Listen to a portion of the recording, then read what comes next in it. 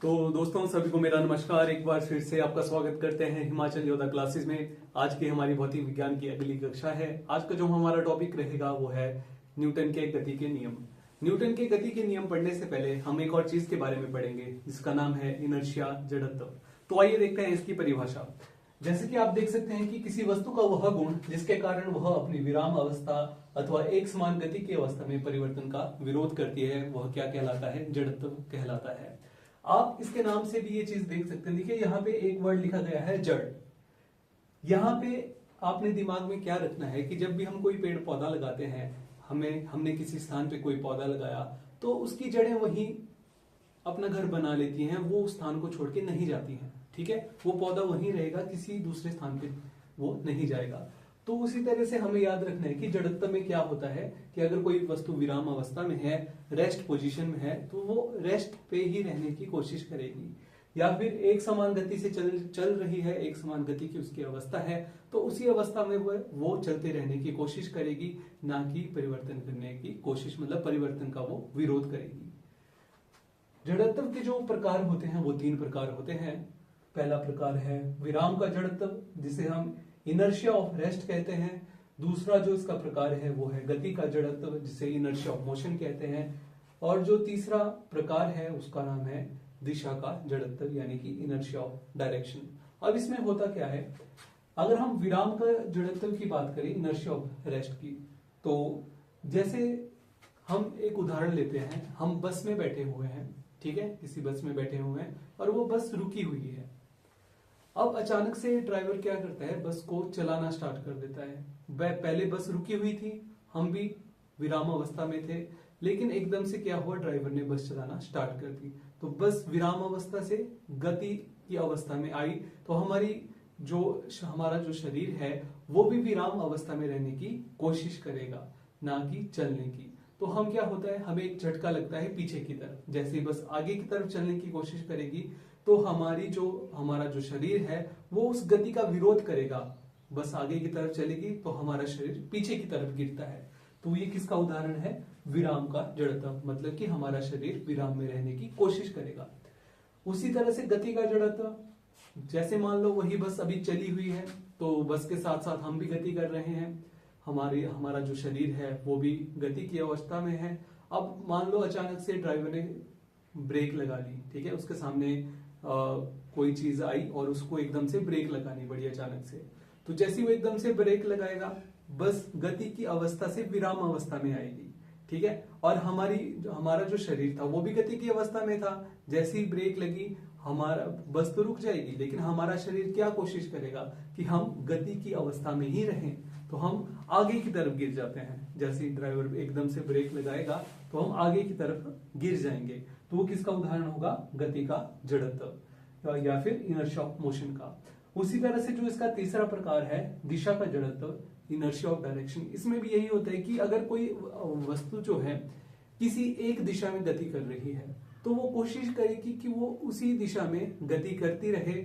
अगर हम उसमें परिवर्तन करने की कोशिश करते हैं तो वो उसका विरोध करती है। तो इन तीनों ही केसेस में जो हमने यहाँ पे 3 प्रकार लिखे हुए हैं, इसमें जो भी वस्तु रहेगी वो परिवर्तन का विरोध करेगी, ठीक है। अगर वो रेस्ट पे है तो रेस्ट पे रहने की कोशिश करेगी। अगर एक समान गति से वो चल रही है तो एक समान गति से चलते रहने की कोशिश करेगी। अगर एक दिशा में चल रही है तो उसी दिशा में चलते रहने की कोशिश करेगी। अगर परिवर्तन किया जाता है तो उस चीज का वो विरोध करेगी। तो ये था इनर्शिया के बारे में। अब इसके आगे हम देखेंगे न्यूटन के गति के नियम। तो आइए न्यूटन के गति के नियमों के बारे में देखते हैं। 1687 ईस्वी में न्यूटन एक बुक लिखी थी जिसका नाम था प्रिंसिपिया। तो इसमें इन्होंने गति के 3 नियमों के बारे में हमें बताया था, जिसमें से हम पहले नियम को देखते हैं।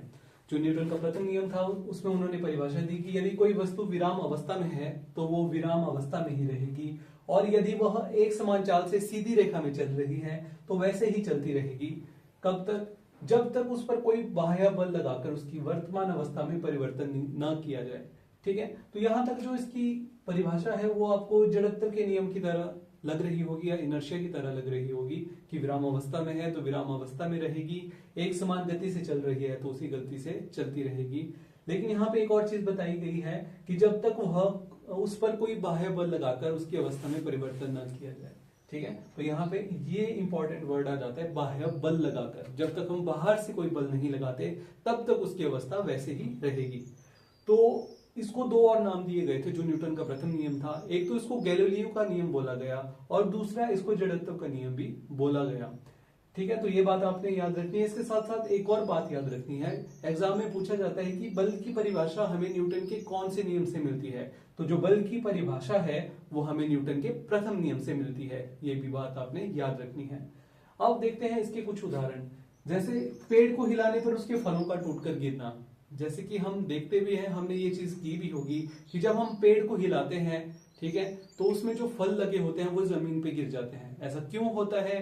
क्योंकि जब हम पेड़ को हिलाते हैं तो पेड़ के साथ साथ उसकी जो टहनियां होती हैं वो गति में आ जाती हैं और जो उसका फल है वो विराम अवस्था में रहने की कोशिश करता है। जब हम जोर से उसको हिलाएंगे तो वो टहनियों से वो फल अलग होकर नीचे गिर जाएगा। तो ये किसका उदाहरण है? न्यूटन के प्रथम नियम का उदाहरण है। अगर हम दूसरा उदाहरण देखें कि गोली मारने से कांच में छेद हो जाता है और पत्थर मारने से कांच टूट जाता है। जब भी हम गोली मारते हैं तो इसमें होता क्या है कि जो गोली की गति होती है वो बहुत अधिक होती है और जो कांच होता है, जैसे कि यहाँ पे अगर मैं आपको बताऊं, जैसे अगर ये कांच है, गोली की जो गति होती है वो इतनी अधिक होती है कि जब वो इस कांच से टकराएगी तो उसका सिर्फ वही वाला भाग गति में आएगा जिस हिस्से से वो टकराएगी, क्योंकि उसकी गति अधिक होती है और उस वजह से सिर्फ छोटे से हिस्से में एक गोल छेद बन जाता है।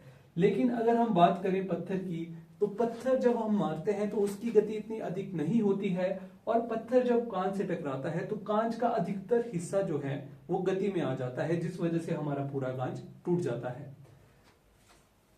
अगला उदाहरण है गतिमान गाड़ी से कूदने वाले यात्री का आगे की ओर गिरना। ये चीज आपने देखी भी होगी कि जब कोई व्यक्ति चलती हुई गाड़ी से, रेलगाड़ी से, बस से या किसी गाड़ी से एकदम से कूद जाता है तो वो भी उस गाड़ी के साथ आगे की ओर गिर जाता है। ठीक है, तो ये भी किसका उदाहरण है? न्यूटन के प्रथम नियम का। ये हम अपने लोकल बसेस में जो हमारे कंडक्टर भाई मेहनत से कार्य करते हैं उसमें देखने को मिलते हैं कि वो बस के रुकने से पहले ही वो उतर जाते हैं जल्दी जल्दी बस से। तो वो बहुत ही अच्छा उदाहरण है इसका, न्यूटन के प्रथम नियम का, जो हमें देखने को मिलता है। और वो एक चीज बहुत अच्छी करते हैं कि जिस रफ्तार से बस रुक रही होती है उसी रफ्तार से वो भी खुद को रोकने की कोशिश करते हैं। अगर वो सिर्फ एकदम से रुक जाए तो वो वहां पे गिर सकते हैं, उनको चोट भी लग सकती है, बल्कि परंतु वो क्या करते हैं, बहुत ही अच्छी तरीके से उसे कूदते हैं और अपना ध्यान भी रखते हैं। तो हम ये चीज उनसे सीख सकते हैं, पर ये चीज आपने करनी नहीं है, इससे आपको चोट भी लग सकती है। अगला उदाहरण है हथौड़े को हत्थे में कसने के लिए हत्थे को जमीन पर मारना। ये चीज भी हमने अपने घरों में बहुत बार की हुई है। जब हम हथौड़ा लेते हैं उसमें जो हत्था होता है हम उसको फिक्स करने की कोशिश करते हैं, तो हम इसको ऐसे नीचे जमीन पे मारने की कोशिश करते हैं। या फिर जो कुल्हाड़ी होती है उसको भी हम कई बार ऐसे जमीन पे मारते हैं, तो उससे क्या होता है, वो बिल्कुल एकदम से कस जाता है और हम उसका इस्तेमाल कर सकते हैं। इसके और भी उदाहरण है, जैसे कि हमने अभी जड़त्व के उदाहरण में भी ये चीज देखी थी कि अगर हम किसी गाड़ी में बैठे हुए हैं और एकदम से वो गाड़ी चलना स्टार्ट कर देती है तो हम पीछे की ओर गिरते हैं, और अगर कोई चलती हुई गाड़ी है और एकदम से वो रुक जाती है तो हम आगे की ओर गिरते हैं। ये सब भी किसके उदाहरण हैं? न्यूटन के प्रथम नियम के उदाहरण है। अब देखते हैं न्यूटन के गति का दूसरा नियम। किसी वस्तु पर बल की दिशा में कार्यरत बल वस्तु के संवेग परिवर्तन की दर के अनुक्रमानुपाती होता है। तो बहुत ही अच्छा नियम दिया गया है। जो न्यूटन का प्रथम नियम है वो भी इसमें सम्मिलित है, उसकी परिभाषा मतलब हम कह सकते हैं कि इसी में वो समाहित है। इसमें बताया गया है कि जो बल है, फोर्स है, वो अनाक्रमानुपाती का मतलब है डायरेक्टली प्रोपोर्शन होगा किसके? संवेग परिवर्तन की दर पे। संवेग परिवर्तन की दर का मतलब है कि मोमेंटम टाइम के साथ किस तरह से चेंज कर रहा है, किस तरह से परिवर्तित हो रहा है। यहाँ पे हमें देखो मोमेंटम का जो फॉर्मूला है वो हमें पता है। संवेग का क्या होता है? मास इंटू वेलोसिटी, द्रव्यमान गुणा अपना वेग। और हमें पता है अगर हम इस वैल्यू को यहाँ पे पुट करें, ये आ जाएगा डेल और यहाँ आ जाएगा M V divided by del T. अब देखिए किसी भी वस्तु का जो द्रव्यमान होता है, मास होता है, वो तो कांस्टेंट होता है, वो चेंज नहीं करता है। तो जो कांस्टेंट चीज है अगर हम उसको बाहर लें, del V over del T, ठीक है, तो यहाँ पे हमें एक चीज पता है, del V over del T किसके बराबर होता है? त्वरण एक्सेलरेशन ए के बराबर। तो यहां से हमारे पास क्या आ जाएगा? F is directly proportional to ma। ये भी बहुत जगह यूज होता है, तो आपने दोनों ही याद रखने हैं। बल किसके अनुक्रमानुपाती होता है? संवेग परिवर्तन की दर पे, या फिर F is equal to ma के बराबर होता है। अब देखते हैं इसके उदाहरण। कांच के बर्तन को पैक करने के लिए कागज से लपेटना। जब भी हम कोई कांच का बर्तन या जो टूटने वाली चीज होती है उसको पैक करने की कोशिश करते हैं, तो हम उसको बहुत सारी पैकिंग देते हैं। उसमें कागज की पैकिंग देते हैं, या फिर थर्मोकोल की उसको पैकिंग देते हैं, ताकि वो सामान ना टूटे। क्रिकेट खिलाड़ी द्वारा गेंद कैच करते समय अपने हाथों को पीछे करना, ये चीज हमने बहुत बार की है। जब भी हम क्रिकेट खेलते हैं, तो अगर हम गेंद हमारी तरफ आ रही है, तो हम अपने हाथों को कैच करते समय इस तरह से पीछे लेके आते हैं, अपनी तरफ पीछे लेके आते हैं। ठीक है, क्यों? देखिए यहाँ पे ये जो इसका फॉर्मूला लिखा हुआ है, ये हम इसका उत्तर देगा। ये दोनों एक दूसरे के उल्टे हैं। ठीक है, हम कह सकते हैं इनवर्सली प्रोपोर्शनल है। इनवर्सली प्रोपोर्शनल हमें पता है कि एक चीज बढ़ेगी तो दूसरी चीज घटेगी, अगर एक चीज घटेगी तो दूसरी बढ़ेगी। देखिए, अगर टाइम ज्यादा होगा, मतलब अगर हम कैच करने में ज्यादा टाइम लगाएंगे, तो हमें बल क्या लगाना पड़ेगा? कम बल लगाना पड़ेगा। ठीक है, अगर हम उल्टा करें, कैच को जल्दी से करने की कोशिश करें, तो वहां पे जो गेंद है वो बल ज्यादा लगाएगी, और वो कैच जो है हमसे छूट भी सकता है, हमारे हाथ में चोट भी लग सकती है। ठीक है, तो यहां से हमने क्या देखा कि अगर हम उसको ज्यादा टाइम लगाएंगे कैच को करने में, तो हमें बल कम लगाना पड़ेगा, और उसका जो संवेग है वो भी धीरे धीरे क्या हो जाएगा? कम हो जाएगा, ना कि हम उसको एकदम से शून्य कर देंगे। ठीक है, तो इसलिए जो क्रिकेट खिलाड़ी होता है वो गेंद को कैच करते वक्त अपने हाथों को इस तरह से पीछे लेके आता है, ताकि उसका मोमेंटम धीरे धीरे कम हो।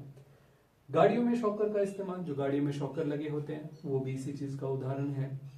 ठीक है, तो इस तरह से इसके और भी उदाहरण है। अब इसके बाद हम देखेंगे न्यूटन का तृतीय नियम। प्रत्येक क्रिया के बराबर परंतु विपरीत दिशा में प्रतिक्रिया होती है। ये हमें किस नियम में बताया गया? तृतीय नियम में। इस नियम को एक और नाम दिया जाता है, प्रतिक्रिया का बल नियम भी से कहा जाता है। अगर हम इसके उदाहरण देखें, तो जैसे बंदूक से गोली छोड़ते समय बंदूक का पीछे की ओर हटना। जैसे मान लीजिए कि हमारे हाथ में बंदूक है, जब हम उसमें से गोली दागते हैं, तो जैसे गोली आगे की तरफ निकलती है, तो उतना ही जो बल है वो पीछे की तरफ लगता है, हमें झटका लगता है, बंदूक पीछे की तरफ जाती है। जो बड़ी बड़ी गन्स होती है, तो आपने देखा होगा कि उसको बहुत टाइटली उन्होंने कंधे के ऊपर यहाँ टिकाया होता है, क्योंकि बहुत अधिक बल से वो निकलती है। अगर वो उसको बहुत लूज पकड़ेंगे, तो यहाँ उनको चोट भी लग सकती है कंधे में, तो उसको बहुत टाइट पकड़ना पड़ता है। ठीक है, तो बहुत ही जरूरी ये नियम है, न्यूटन का जो तृतीय नियम है। आप देख सकते हैं, आप भी एक पुलिस या फिर आर्मी में जाने के लिए आप तैयारी कर रहे हैं, तो इस चीज का आपको ध्यान रखना चाहिए। नाव से जमीन पर उतरते समय नाव का पीछे हटना। जब हम किसी नाव से जमीन की तरफ उतरने की कोशिश करते हैं, तो जैसे मान लीजिए कि अगर हमने आगे की तरफ बल लगाया, तो हमारे आगे की तरफ बल लगाने से क्या होगा? नाव पे पीछे की ओर बल लगेगा और वो पीछे की तरफ हट जाएगी। रॉकेट की गति के दौरान ईंधन गैसें तेजी से नीचे की ओर निकलती है, जिसकी प्रतिक्रिया के कारण रॉकेट ऊपर की ओर चलता है। तो जैसे हमें पता है कि रॉकेट को उड़ाने के लिए बहुत सारे ईंधन की जरूरत होती है, तो जब वो ईंधन जलता है तो बहुत सारी गैसेस निकलती हैं, उससे बहुत सारा बल उत्पन्न होता है। वो गैसें नीचे की तरफ निकलती हैं, नीचे की तरफ बल उत्पन्न करती हैं, और उसकी वजह से जो रॉकेट है वो ऊपर की तरफ जाता है। इसके और भी उदाहरण हैं, जैसे कि हम ठोस जो भूमि है उसके ऊपर चल रहे हैं, तो हम पीछे की ओर बल लगाते हैं, तो हम आगे की ओर गति करते हैं। इसके अलावा जैसे कोई तैराक है, अगर वो पानी में तैर रहा है, तो वो भी इस पीछे की तरफ अपने हाथों से बल लगाता है, और उतने ही बल के साथ वो आगे की तरफ जाता है। तो ये था न्यूटन के गति का तृतीय नियम। तो आज हमने न्यूटन के जो गति के नियम हैं, तीनों गति के नियमों को पढ़ा, उनके उदाहरणों को देखा, और बहुत अच्छे से हमने इसको समझने की कोशिश की। तो इसी तरह की वीडियो के लिए हमारे साथ जुड़े रहिए। हमारा कॉन्टैक्ट नंबर यहाँ पे दिया गया है, आप योद्धा क्लासेस के साथ मिलकर तैयारी कर सकते हैं। धन्यवाद, आपका दिन बहुत शुभ हो।